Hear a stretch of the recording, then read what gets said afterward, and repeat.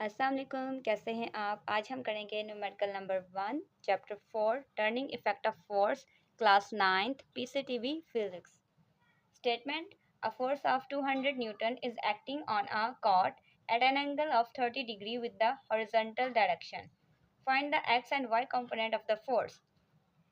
Data note किया है जिसमें हमें एक फोर्स दी गई है, ठीक है, और वो एंगल बना रही है 30 डिग्री। एंगल का सिंबल थीटा यूज़ करेंगे। फाइंड करना है हमने हॉरिजॉन्टल और वर्टिकल कंपोनेंट। चैप्टर के अंदर हमें बताया गया है कि फोर्स के दो ही कंपोनेंट होते हैं, एक्स एक्सिस के अलोंग और वाई एक्सिस के अलोंग। उसी सबस्क्रिप्ट के साथ हमने हॉरिजॉन्टल और वर्टिकल कंपोनेंट को लिख लिया है। फार्मूला जो यूज़ करेंगे वो मैंने लिख के रखा है। एक फार्मूला है F x equal F cos theta, और जो कि हॉरिजॉन्टल कंपोनेंट है, और जो वर्टिकल कंपोनेंट है वो है F Y equal F sine theta. Cos और साइन ट्रिग्नोमेट्रिक टर्म्स हैं, कैलकुलेटर पे मिल जाती हैं। तो डाटा पुट कर लेते हैं। एफ एक्स फाइंड करना है एज इट इज़। फोर्स की वैल्यू है 200। कॉस ट्रिग्नोमेट्रिक टर्म है तो कॉस कॉस ही रहेगा। थीटा की जगह आप लगा लें थीटा की वैल्यू 30 डिग्री। कॉस 30 कैलकुलेटर पे ले लें पहले, तो वो आपको मिलेगा 0.866।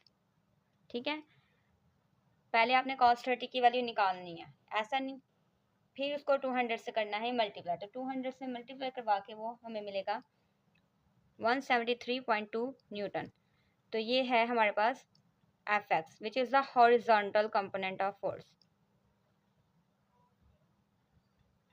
फिर एफ वाई पे आ जाएं तो एफ वाई के लिए भी सेम स्टेप्स हैं। एफ की जगह 200 पुट करें, साइन को साइन रहने दें, कैलकुलेटर पे आपको इजीली साइन मिल जाएगा। थीटा इज़ द एंगल, उसकी जगह 30 पुट कर लें। साइन 30 को पहले आप अलग से लेके रखें, वो आपको देगा 0.5।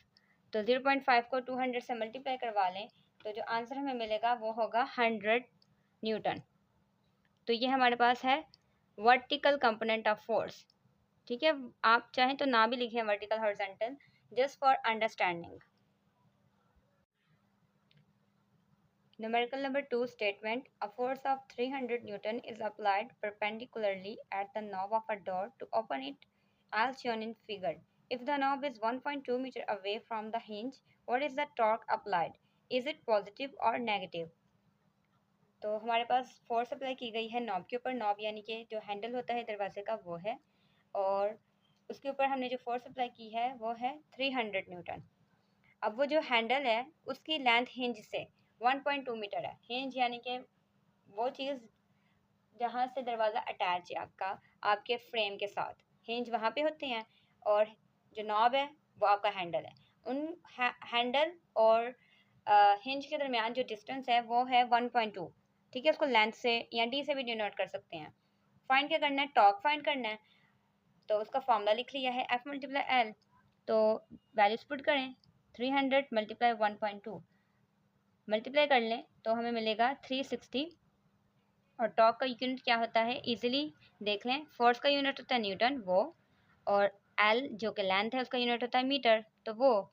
तो आपके पास टॉर्क का सिंपल यूनिट न्यूटन मीटर आ गया। दूसरी बात पूछी गई है कि क्या हमारा टॉर्क पॉजिटिव है या नेगेटिव है। तो क्योंकि जैसे ही फोर्स अप्लाई होती है आपके नॉब के ऊपर, हम नॉब पे फोर्स अप्लाई करके यानी कि उसको घुमा के दरवाज़ा खोलते हैं तो दरवाज़ा खुलता ही है। तो जो ये सिचुएशन होती है दरवाज़ा खुलने की, ये एंटी क्लॉकवाइज होती है। तो क्योंकि एंटी क्लॉकवाइज टॉर्क है तो हमारे पास जो टॉर्क होगा वो पॉजिटिव होता है। चैप्टर के अंदर लिखा हुआ है कि क्लॉकवाइज टॉर्क नेगेटिव कंसिडर होता है और anti clockwise torque positive consider होता है। तो टॉर्क हमारे पास कैसा आएगा? पॉजिटिव। तो नीचे हम लिख सकते हैं कि पॉजिटिव टॉर्क। ठीक है,